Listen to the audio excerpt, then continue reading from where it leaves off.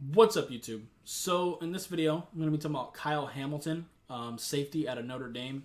So he's 6'4" and 220 pounds, which would scream strong safety typically just because of that size.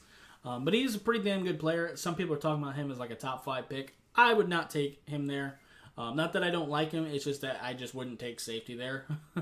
Unless it's like a clear Ed Reed or something. And I don't think it's quite that. But he's got great burst moving forward for sure. Very fluid hips. Changes directions very well. He can be a little bit grabby in coverage, but that's okay. Ball skills are very solid.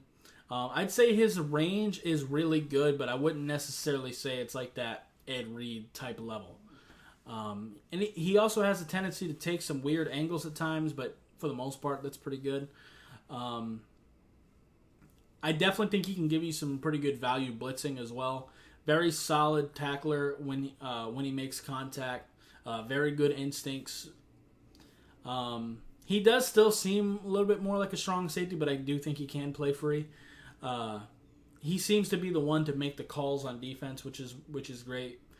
I think he's still like a mid to late first round pick to me, which is where really good safeties tend to go. That's just how it is. Like year after year, these really good safeties, whether it be Javon Holland, even though I wasn't that big a fan of him in college, but he ended up being better than I thought. Whether it be him, whether it be Richie Grant, whoever you think was great. Even down to like Derwin James, he was drafted in I think the teens.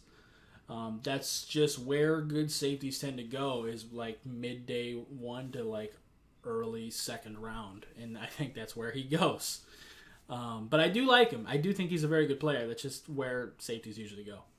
I don't necessarily want him to be a single high safety super often. I kind of want him closer to the line just because I think he is a great tackler.